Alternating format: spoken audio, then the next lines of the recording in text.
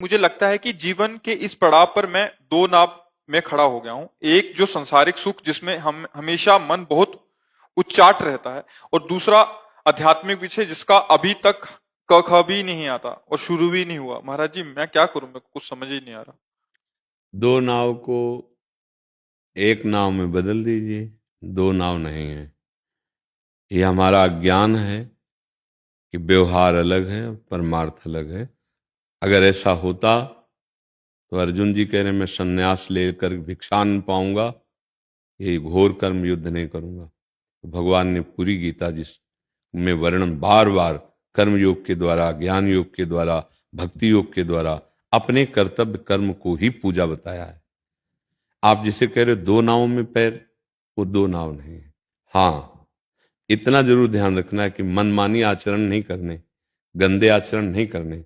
आप एक सदगृहस्थ, आप किसी के पति हैं तो किसी के पुत्र हैं, तो किसी के पिता हैं, किसी के मित्र हैं, किसी के भाई हैं, और आप समाज के भी, भारत राष्ट्र के भी एक जन हैं।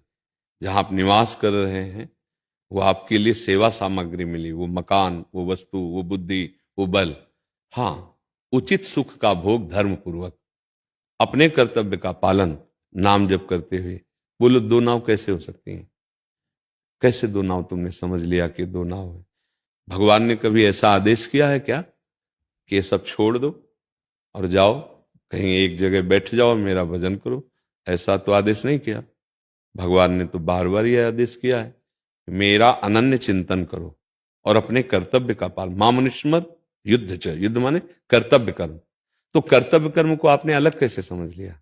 जैसे हम विरक्ति मार्ग में, तो हमारा जो कर्तव्य कर्म है, वैसे आप गृहस्थी मार्ग में, आपका जो कर्तव्य कर्म है। अगर हम दोनों कर्तव्य कर्म करते हुए ईश्वर का चिंतन करते हैं, आराध्य देव का नाम जप करते हैं और वो हर कर्म उनको समर्पित कर देते हैं, दोनों एक ही जगह पहुंच जाएंगे।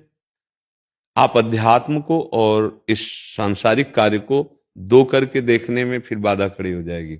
दो हैं ही नहीं, एक ही बात है। आप बताओ, आपको कैसे दो लग रहे हैं?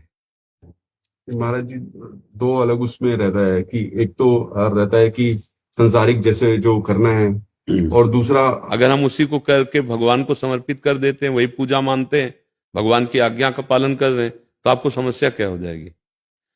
आप विचार करके देखिए। जैसे भगवान ने आपको परिवार दिया है, उसके लिए धन कमाना है, धन के लिए व्यापार करना है, नौकरी करना, कुछ ना कुछ करना है।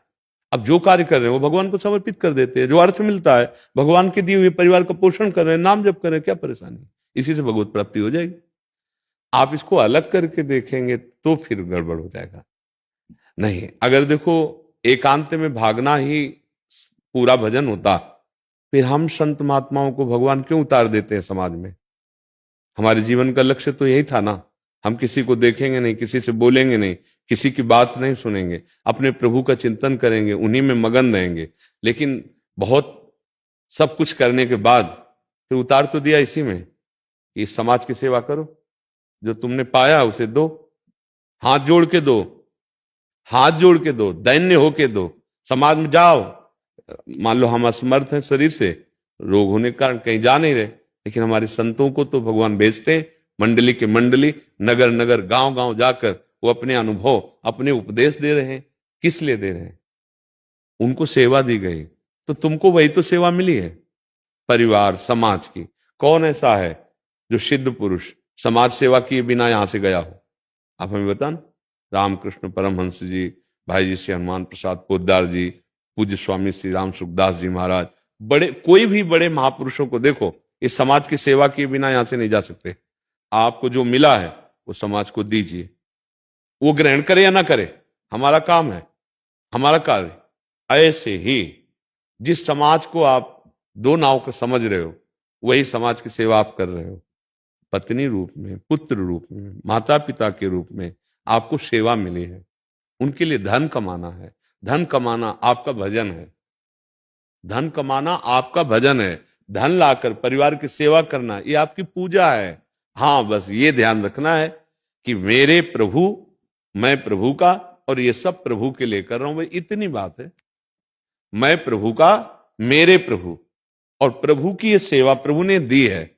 आप पत्नी को नहीं जानते हो कौन है, पुत्र को नहीं जानते हो कौन जीवात्मा आया हुआ है। प्रभु ने आपके संबंध को केवल आपकी सेवा के लिए दिया है, वो आपके नहीं है। सरकारी आदमी है ये सब, जब चाहेंगे तब बुला लेंगे, जब चाहेंगे जितना चाहेंगे जैसा रखेंगे, बाद में आप पछताओगे। आप अपना मत मानो, सरकारी आदमी है ये सब। भगवान जिस समय, जितने क्षण, जितने मिनट, जितने सेकंड, वो सब हिसाब किताब। आप अपने कर्तव्य का पालन करो, खूब प्यार करो। प्रभु ने अपना संबंध दिया है, पत्नी, पुत्र, माता, सबको प्यार करो। जो कमा के लाओ सबकी सेवा में लगाओ और सब प्रभु को अर्पित कर दो। हे नाथ, ये सब आपकी पूजा है। और जितना बने राधा राधा राधा, आप देखो आनंद मिलने लगेगा। रुपया कमाने में भी आनंद मिलेगा। अभी क्या है, रुपया कमाना एक अलग चीज समझ लिया, पत्नी परिवार का पोषण एक अलग चीज समझ लिया, अपनी इंद्रियों का पोषण एक अलग चीज समझ लिया, और नाम जब माला करना ये थोड़ा अलग समझ लिया। अब आपको दोनों नाव दिखाई दे रहे हैं कि इसमें पैर रखता हूं, इसमें पैर रखता हूं तो मैं बहुत विचलित हो जाऊंगा।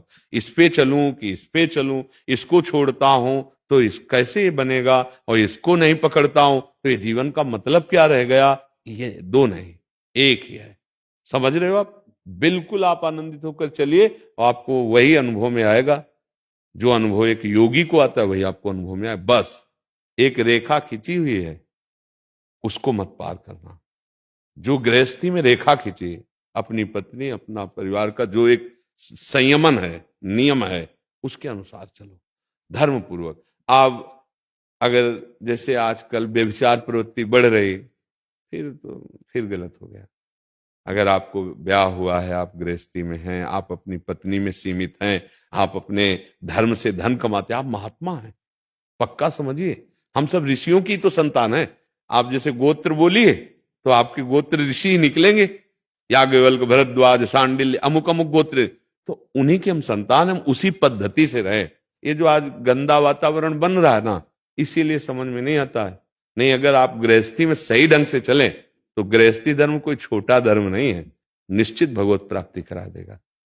आपको कोई संशय है? मस्ती से, खूब प्यार से परिवार में। हम देखो, जहां कहा जाता है कि अगर सबसे मोह करोगे तो फंस जाओगे, देखो सबसे मोह करो लेकिन उनमें भगवान देखकर। गोस्वामी तुलसीदास जी कह रहे हैं, नाते नेह राम के मनियत, सुहृद सुसेव्य जहां लो।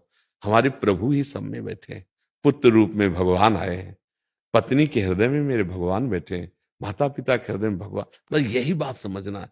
केवल इतनी बात समझ जाओगे तो वहीं भगवत प्राप्ति हो जाएगी। खूब मेहनत करो, कोई परेशान, कायरता कभी कोई संत नहीं सिखाते, कोई शास्त्र नहीं सिखाते कि तुम कायर होकर हाथ पे हाथ देकर धर कर बैठ जाओ कि अब जो होगा भगवान करेंगे। ये नहीं, संत के लिए भी ऐसा नहीं है।